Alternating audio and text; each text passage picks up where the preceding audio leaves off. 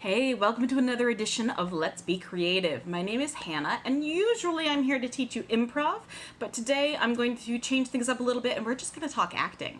And I'm going to show you one of the most useful things that I've found when working with young actors in helping them really get better at portraying especially strong emotions. So what I want you to do is we're going to do a little acting exercise. And so what I'd like you to do in preparation is in a second, I want you to pause the video and I want you to get yourself something to write with and something to write on. Don't worry, you're not going to be doing a ton of writing. This is just for you to be able to put your thoughts down on paper and to brainstorm some stuff that you're going to be using later. Pause the video, go get them. I'll be here. Okay, hopefully you did that. If not, you can watch along and you can participate later. So a lot of times when young actors get a part, they'll look through and they'll read through the script and they'll think about what their character's feeling. And so they'll be reading this line and think, okay, my character's angry, I need to act angry. But if you really want to get a little bit deeper and a little bit more subtle and a little bit more advanced in your acting, one way to do that is by playing actions rather than emotions. So I'm going to walk you through what that looks like. So we're going to use an example emotion. I went and grabbed my my moods cards, and the emotion that I drew was angry. So we're going to do a series of exercises to think about what kinds of actions might go along with being angry. If your character is angry for a lot of the show, you might end up finding that you're saying the lines the same way every time because you can only think of one way to really sound angry or act angry. So this is one way that is amazing to break out of that and to find different ways of still showing your anger without it being all kind of the same. So what I want you to do is grab that pen, grab that paper, and I'm going to do this along with you. And what I want you to do is I'm going to do a series of prompts. And what I'd like you to do is you're going to write down actions, things that somebody does. So we're going to start real basic. I'm going to give you about 15 seconds to just write down as many different things as you can think of that people do when they're angry. And you can get as specific as you want. You can get as big as you want. I'm going to give you 15 seconds and I'm going to do the same. Go ahead and write down as many things as you can think of in 15 seconds about what people do when they're angry. And 3, 2, 1, go.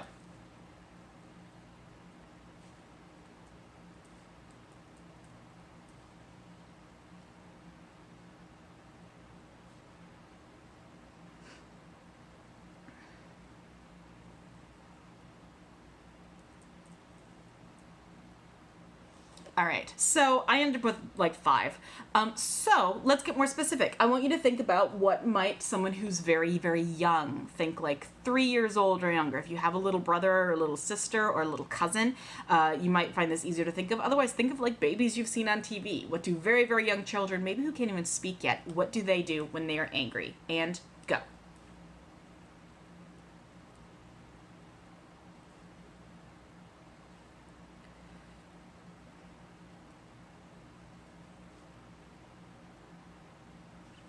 All right.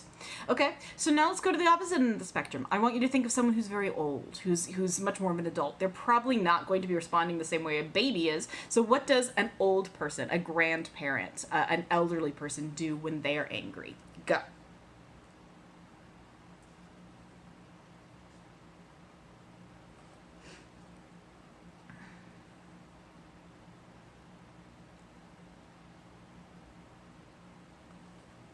All right, let's think about animal. I want you to think of how many things, what do animals do when they are angry? As many different kinds of animals as you can think of.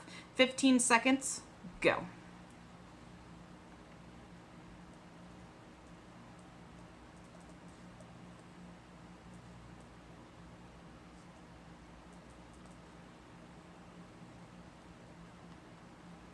All right, so I've got a nice long list here. Hopefully you got something pretty nice and long as well. Some of them are actually the same because I was just writing and I think I ended up with push 2 times. I ended up with frown 2 times, neither one of which are very interesting by themselves. But we're going to play with this a little bit. So let's think of an angry line. Let's keep it generic so it can apply to anything. So your angry line could be something like, I can't believe you would do this to me. So I want you to take a second, and I'm not going to do this because I want you to do this your way, okay? I want you to go ahead and say the line, and I'll put it up on the screen. I can't believe you'd do this to me. I want you to say it using your body language and your voice to sound and look as angry as you can. Just think about the word angry while you're doing it. And go. Okay, obviously I couldn't see any of that. I'm hoping that you did it. I want you to play around now, and I want you to choose one of these verbs. Can you do, instead of thinking angry, can you choose that? So let me look. One of the ones that I have on here from my animal one, I have hiss. Animals like cats hiss when they're angry. Humans don't usually hiss like that. But how could you say that angry line, I can't believe you do this to me, in a way that almost kind of sounds or feels like hissing? So let's try that. Let's try hissing. Again, I'm not going to do it because I want to hear what yours sounds like. So I want you to think about hissing and say that line, I can't believe you do this to me, and figure out, can you make your body and your voice look and sound kind of like a hiss? In 3, 2, 1, go. All right, that might have felt weird, but it probably sounded and looked a little bit different from the first one. So now I want you to look back at your list, and a lot of the ones on my list were things that really only seemed like they have to do with one part of the body, like frown.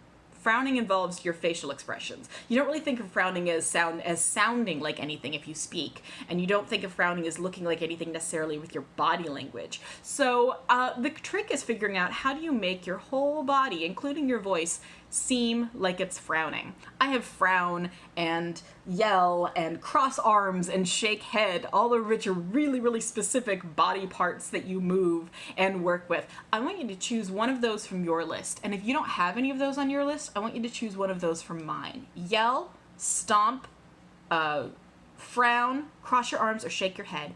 And I want you to figure out, how can you show us that in your whole body, not just in your head shaking or your arms crossing. I want you to figure out, how can you show that in your whole body? Can you show that in your voice? Can you cross your arms with your voice? Bet you can.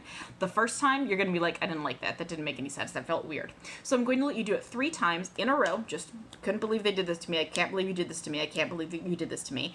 And I want you to see, can you try to make it work? I'm actually going to ask you to pause this video right after I say go, so that you can have enough time to work on it. But I want you to choose one of those verbs, and I want you to say that 3 times in a row and try to find a way that kind of works. So I'm going to ask you to pause after I say go. Ready? 3, 2, 1, go. All right. Okay. I played for that with myself, and it felt weird. The first time I was like, oh, I'm using my voice, but I'm not using my body. And then I was like, oh, I'm using my shoulders, but I'm not, my face has gone blank. And so I kept having to fix it and trying to figure out, what would it look like to stomp with my head? What would it look like to frown with my legs? What would it look like to do these specific things and make them encompass your whole body? And it's really difficult, but it's really interesting. So this is a very, very beginning introduction to the idea of playing actions instead of emotions. This does a couple of things. This, first of all, like I said, makes it easier for it to not sound like you just have the same emotion all the time. It lets you play with levels of emotion without just getting louder when you're angry or just crying more when you're sad. It lets you add a little bit of nuance. Maybe your character is angry but doesn't want people to know. If you're playing something where your character is secretly feeling something, these can be a really nice way to hint at it. It allows you to be a little bit more specific in your acting as well. And it gets a lot more interesting. There are only so many emotions, but there are so many actions that you can play. And so you can play one angry character who is extremely different from another angry character, because this angry character's action is to slice, and this angry character's action is to push, and this angry character's action is to screech, which was one of mine. So you can have all these different ways of playing different emotions, and because you are using actions instead of the emotion itself, it never gets old. This is something I always suggest to my young actors, and so if you haven't done this before, I challenge you to go get yourself a script or a character or a monologue that you have been working on, or a character you've played in the past, and go through and start making lists of what are some actions that could be applied here. What are some actions that maybe my character is doing or wants to do? And that gives you a lot more meat to work with.